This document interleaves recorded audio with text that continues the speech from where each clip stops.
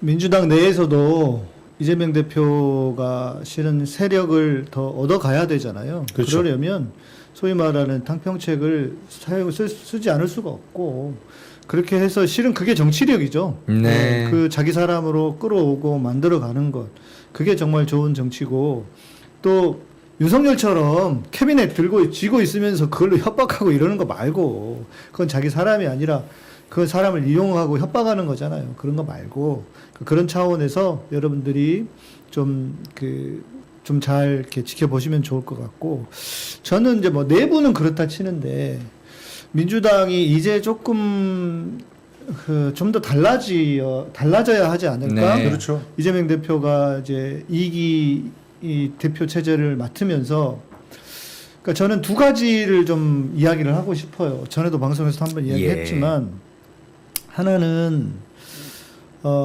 지금 우리 시민들, 국민들이 정말 절망의 상태지 않았습니까? 그렇죠. 이제 하다 대놓고 이제 친일까지 하는, 뭐 독도도 공식적으로 우리나라 게 아니라고 그렇게 말하는 이 미친놈들이 있는 세상이고, 지금 절망의 상태입니다. 네. 그런데 그래서 지금 사람들이 예를 들어 시위 밖에서 집회를 하고 할 때도 사람들이 잘 안 나와요. 촛불 집회도 나오는 사람만 나와. 예. 왜 그러냐?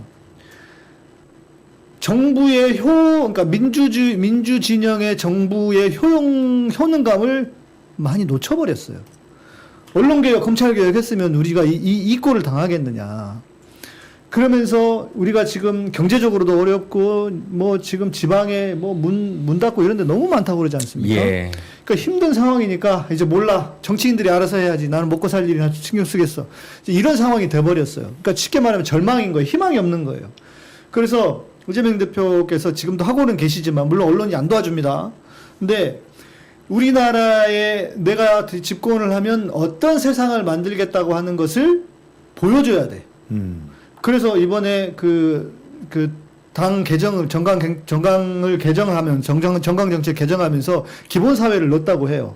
어떤 평론가는 그걸 넣었다고 난리를 치던데, 뭐, 이재명이 당이냐고 하면서 그러던데, 그러면서 정치인이 그런 걸 해가는 거지. 무슨 소리예요. 그거를 너무 많이 만들지 말고 몇 개만, 시민들의 귀에 들어올 수 있는 몇 개만을 계속 노래 부르듯이 불러야 돼요. 그래서 이재명이 하면 이런 세상을 만들어줄 거야 라고 하는 그런 희망을 계속 보여줘야 하고, 또 한 가지는 뭐냐면, 그래서 시민들이 지금은 이제 결국은 이거예요. 시민들이 뒷받쳐주지 않으면 민주당도 어찌 보면은 이재명 대표도 움직이기가 쉽지 않을 수도 있어요. 무슨 말이냐?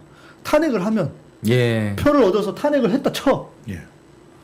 그럼 헌재 가가지고 헌재에서 또 이 헌재 미친 척하고 그렇죠. 돌려버리면 어떻게 할 거예요?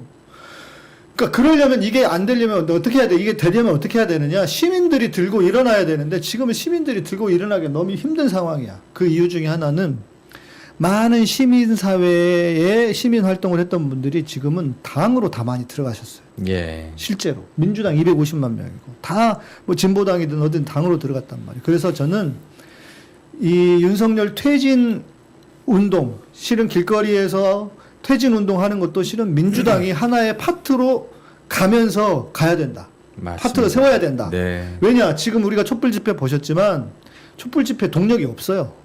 그리고 시민사회 안에, 제가 오면서도, 오늘도 방송하기 전에 오면서도 한 분하고 통화하다가, 이거 목사님 어떻게 해야 될까요? 우리가 그 고민하다가 이재명 대표님한테 이야기합시다. 민주당이 이걸 해야 된다. 나서야 된다. 이제 시민사회가 먼저 움직이고 민주당이 뭘 해주는, 이거 안 될 것 같다. 이제 민주당이 좀 나서야 된다. 물론 리스크가 있을 수 있다고 생각할 수 있어요. 그런데 현실이, 만약에 지금 나서지 않으면, 민주당이 나서지 않으면 이전처럼 박근혜 촛불 때처럼 그렇게 일어날 확률이 너무 적어요. 그리고 지금 시민사회가 서로 일종의 보이지 않는 자기 기득권들을, 뭐 그 한 줌도 안 되는 그 기득권을 가지고 서로 싸우고 있어. 이런 상황이기 때문에 저는 이제 민주당이 퇴진 운동에도 한 축을 맡아줘야 된다. 네. 그러면서 시민사회가 함께 가야 된다. 맞습니다. 저는 그런 생각하고 네. 그런 생각이 듭니다. 이거를 우리 이재명 대표님 알아주셔야 되는데. 네. 네. 보고 계실 거고요. 그럴까? 네. 맞습니다. 그 여의도 정치에 함몰돼서는 안 됩니다. 맞습니다. 그걸 이재명 대표와 예. 그리고 그와 함께하는 정치인들이 뭐 명심하고 있습니다. 실제로 제가 이렇게 이런저런 방식으로 늘 만나서 한번 실제 그들의 철학이 그렇고요. 그래서 여의도 정치에 함몰되지 않아야 된다라는 그런 문제의식을 가지고 있는 민주당의 이제 지도부가 맞습니다. 예. 이재명 2기 지도부가 꾸려졌기 때문에 네. 상대적으로 그 광장에 나오는 것을 과거처럼 주저하지 않을 거라고 생각합니다. 네, 네. 제가 계속 그 말씀드리지만 과거 1기 이재명 지도부는 사실 이재명계, 그러니까 친명계가 당을 장악했던 때가 아니었습니다. 그렇죠. 예, 그 언론들이 다 거짓말한 거예요. 거짓말한 거예요. 사기친 거예요. 무슨 네, 이재명이 소수파였고요. 네. 네.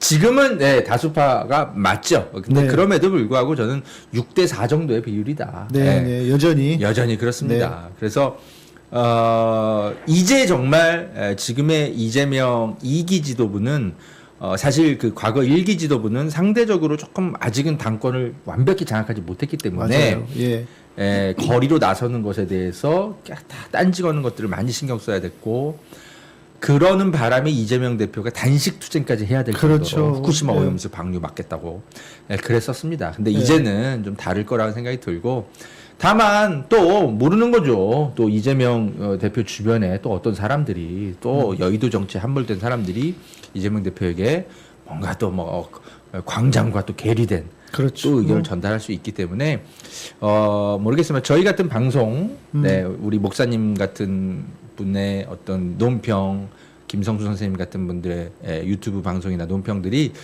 이재명 대표에게 잘 전달되도록 우리 시민들이 계속 네, 뭐 연락을 좀 이렇게 계속 취해 주십시오. 문자 메시지를 네.